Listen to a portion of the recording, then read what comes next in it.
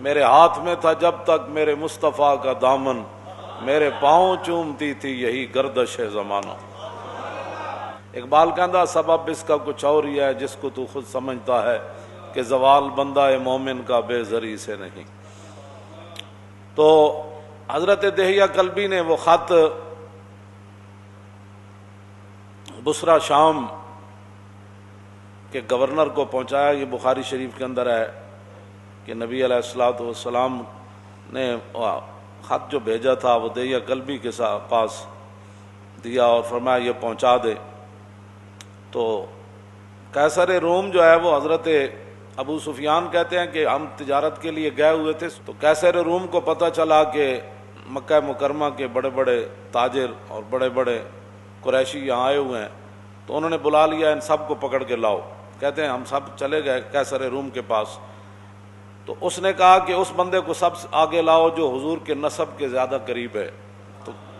تو حضرت ابو سفیان فرمانے لگے کہ مجھے آگے کیا گیا۔ کہا کہ آپ حضور کے زیادہ قریب ہیں حضور نسب کے؟ انہوں نے کہا فرمایا ادھر بیٹھ جاؤ۔ بٹھا دیا۔ فرمایا میرے ساتھ جتنے ساتھی تھے ان کو میری پیٹھ کے پیچھے بٹھا دیا اور کہا کہ اگر یہ حضور کے بارے میں غلط بیانی کریں تو آپ نے مجھے بتانا ہے۔ اس نے پھر رسول اللہ کے بارے میں، یہ بخاری شریف کے اندر موجود ہے، اس نے پھر رسول اللہ کے بارے میں سوالات کیے قیصر روم نے۔ تو اس نے ترجمان بلایا، کہا کہ ان سے یہ پوچھو کہ جنہوں نے یہ دعویٰ کیا ہے ان کا نسب کیسے ہے، کیف نسب فیکم؟ تو کہنے لگے میں نے کہا کہ فینا ذو نسب، اور تو بڑے عالی نسب والے ہیں، بڑے بلند خاندان والے ہیں۔ پھر اس نے کہا کہ ان سے یہ پوچھو کہ آپ کے خاندان میں حضور سے پہلے کبھی کسی نے دعویٰ کیا نبوت کا؟ تو انہوں نے کہا آج تک نہیں کیا، حضور نے دعویٰ کیا۔ پھر اس نے پوچھا کہ کیا ان کے آباء و اجداد کے اندر کوئی پہلے بادشاہ گزرا ہے؟ کہا کہ نہیں، ان کے آباء و اجداد میں کوئی بادشاہ نہیں گزرا۔ پھر اس نے پوچھا کہ ان کے جو متبعین ہیں، ان کی جو پیروی لوگ کر رہے ہیں، وہ ضعفاء ہیں یعنی کمزور لوگ ہیں یا بڑے خاندانوں والے ہیں؟ تو کہا کہ نہیں، ان کی پیروی تو کمزور لوگ کر رہے ہیں۔ پھر پوچھا کہ ان کی تعداد کم ہو رہی ہے یا زیادہ ہو رہی ہے؟ نے کہا نہیں، ان کی تعداد تو بڑھ رہی ہے۔ پھر اس نے پوچھا کہ کیا کوئی بندہ اپنے دین سے ناراض ہو کر کبھی کوئی واپس کفر کی طرف پلٹا؟ انہوں نے کہا نہیں، کبھی بھی کوئی نہیں پلٹا۔ نے کہا کہ آپ نے کبھی ان کے بارے میں اعلان نبوت سے پہلے غلط بیانی کی نسبت کی تھی حضور کی طرف؟ نے کہا نہیں، کبھی بھی نہیں کی۔ ابو سفیان کہتے ہیں میں ایک بات اپنی طرف سے داخل کر سکا کہ صلح حدیبیہ کا معاہدہ ہو چکا ہے، اب دیکھتے ہیں حضور وعدے کی پاسداری کرتے ہیں یا نہیں۔ کہتے ہیں سوائے اس کے میں حضور کے بارے میں وہاں کوئی بات نہیں کر سکا۔ یہ رسول اللہ کا مقام اور شان ہے، اور اگر آج کوئی ان کے بارے میں بات کرے تو قیصر روم کے سامنے جنہوں نے نہیں مانا، وہی تو فتح مکہ والے دن مسلمان ہوئے نا حضرت ابو سفیان، لیکن ایسے پھر مسلمان ہوئے کہ جاتے ہوئے پھر وہاں حضور غزوہ حنین کے لیے گئے تو ایک آنکھ وہاں دے دی اور دوسری آنکھ جنگ یرموک میں دے دی، تو پھر قیامت تک کو کتا ان کو بھونک نہیں سکتا۔ اور جنگ یرموک میں جب حضرت ابو سفیان نے بات کی تھی نا، سب صحابہ نے کہا کہ حالات اس طرح کے ہیں، تو ہر ایک نے خطبہ دیا، تو حضرت ابو سفیان کہنے لگے اہل اسلام حضر ما ترون، یہ منظر دیکھ رہے ہو ہم کتنے ہیں اور وہ کتنے ہیں، ان کا جنگی ساز و سامان کتنا ہے اور ہمارا کتنا ہے، ہم وطن سے کتنے دور ہیں، ہم ان کے وطن میں لڑنے کے لیے آئے ہیں۔ جب یہ باتیں کی تو صحابہ ظاہر ہے موجود تھے سارے بڑے بڑے، تو فرمایا پریشان ہونے والی بات نہیں، فہذا رسول اللہ، فرمایا حضور بھی جنگ یرموک میں حضور بھی جلوہ گر ہیں، فہذا رسول اللہ۔ تو وہاں آپ کی دوسری آنکھ بھی چلی گئی، جو تو کسی کو کیا پہنچتا، آپ کا کوئی بچپن کی باتیں شروع کر دے کہ میں ایسے ہوتا تھا تو پھر میں ایسے ہوتا تھا، تو بعد میں الاسلام یہدم ما کان قبلہ، اسلام کا یہی تو کمال ہے کہ اسلام سے پہلے جتنی باتیں ہوتی ہیں جب کلمہ پڑھ لیتا ہے وہ باتیں ساری ختم ہو جاتی ہیں، بات ختم ہے، وہ تو اسلام کی خاطر نابینا ہو گئے۔ اور پاکستان کے روڈوں پر کوئی کتا ان کو بھونکتا ہے تو وہ تو اپنے آپ کو بھونکتا ہے، اس کا کیا تعلق ہے صحابہ سے؟ صحابہ تو جن خاکوں سے گزرے وہ خاک بھی افضل اور حال ہے۔ کتنی صداقت ہے۔ فرمایا میں حضور کے بارے میں کوئی بات نہیں کر سکا، صرف ایک بات کر سکا کہ حضور نے کبھی بھی ایسی بات نہیں کی، لیکن اب دیکھتے ہیں کہ رسول اللہ صلی اللہ تعالی علیہ وآلہ وبارک وسلم جو ہے وہ کیا کرتے ہیں، اب نہیں پتہ۔ تو کہا کہ آپ یہ بتائیں کہ آپ کی ان کے ساتھ جنگ ہوتی رہتی ہے؟ انہوں نے کہا جی بالکل ہوتی رہتی ہے۔ انہوں نے کہا کہ وہ جنگ کا نتیجہ کیا ہوتا ہے؟ کہا کہ الحرب سجال، جنگ تو ایک ڈول ہے، جس طرح پانی بھرنے کے لیے بندہ کنویں میں پھینکتا ہے تو ڈول، تو کبھی ایک آدمی پانی ڈول سے نکال لیتا ہے، کبھی دوسرا۔ مطلب یہ تھا کہ کبھی ہم جیت جاتے ہیں، کبھی وہ جیت جاتے ہیں۔ یہ اس نے پھر پوچھا کہ وہ آپ کو حکم کیا دیتے ہیں، کس بات کا؟ انہوں نے کہا کہ قلت یقول اعبدوا اللہ وحدہ ولا تشرکوا بہ شیئا واترکوا ما یقول آباؤکم یامرنا بالصلاۃ والصدق والعفاف والصلہ۔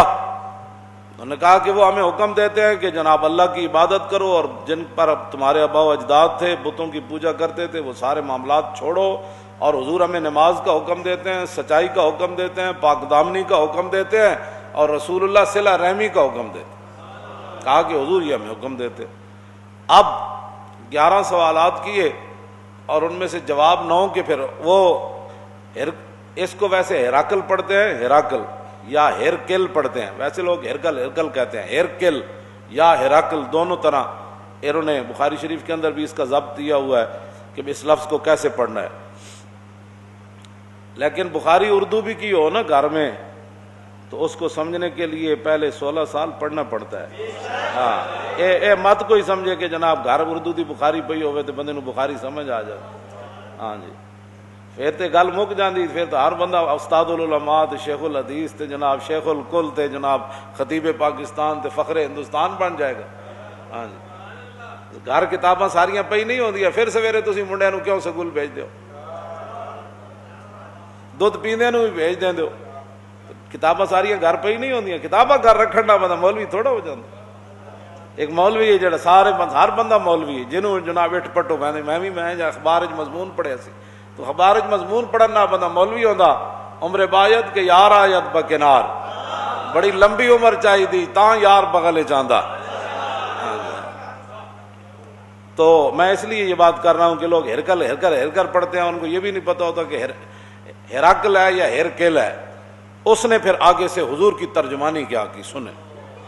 اس نے حضرت ابو سفیان کو کہا کہ میں نے آپ سے یہ پہلا سوال کیا تھا، فقال لترجمانہ قل لہ سألتک عن نسبی فذکرت انہ فیکم ذو نسب وکذالک الرسل تبعث فی نسب قومہا۔ میں سب سے پہلے میں نے تم سے یہ سوال کیا کہ ان کا نسب کیسا ہے، تو آپ نے خود کہا کہ وہ تو بڑی عالی نسب والے ہیں۔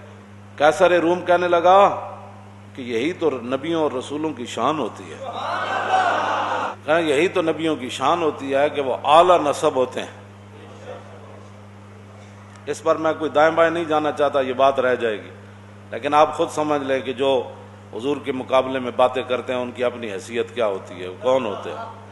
دوسرا کہتے ہیں میں نے سوال کیا کہ آپ کی قوم میں کبھی کسی نے یہ بات کی ہے، تو آپ نے کہا نہیں کی۔ تو کہتے ہیں ان پر الزام تو آپ تب لگاتے، پہلے یہ ریت چلی آتی کوئی یہ بندہ کرتا ہے میں نبی ہوں، کوئی یہ کرتا ہے، جب آج تک کسی نے بات نہیں کی تو پھر نبی برحق یہی ہے۔ پھر میں نے تم سے یہ سوال کیا کہ کیا ان کے آبا و اجداد میں سے کوئی بادشاہ ہوا ہے، تو تم نے کہا کوئی نہیں۔ تو اگر کوئی نہیں تو پھر تو نبی برحق ہے۔ اگر ان کے آبا و اجداد میں کوئی بادشاہ ہوتا تو ہم یہ سوچتے کہ وہ اپنے باپ اور دادا کی بادشاہی واپس لینے کے لیے دعویٰ کر رہے ہیں۔ جب ہوا ہی کوئی نہیں تو پھر آپ کو کیا مسئلہ ہے، آپ کیوں نہیں کلمہ پڑھتے ہو، کیوں نہیں پڑھتے آپ کلمہ؟ پھر میں نے آپ سے یہ سوال کیا کہ کیا آپ نے اعلان نبوت سے پہلے کبھی کوئی غلط بیانی کی نسبت حضور کی طرف کی، تو آپ نے کہا نہیں۔ اللہ، تو کہا کہ جو نبی لوگوں کے ساتھ غلط بیانی نہیں کرتے وہ رب کی طرف غلط بیانی کی نسبت کیسے کر سکتے؟ کہ اللہ نے مجھے نبی بنایا. تو جب لوگوں کے ساتھ انہوں نے کبھی ایسی بات نہیں کی تو اللہ کی طرف کیسے نسبت کر سکتے؟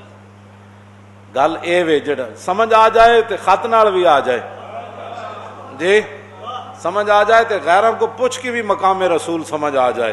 جے نہ آوے تو ساری زندگی قرآن و حدیث پڑھ کے مولویوں کی تقریراں سن کے بھی سمجھ نہ آوے، پھر بھی بندہ غیراں دیاں گلاں کرے. کہتے ہیں میں نے پھر آپ سے یہ دوسرا سوال کیا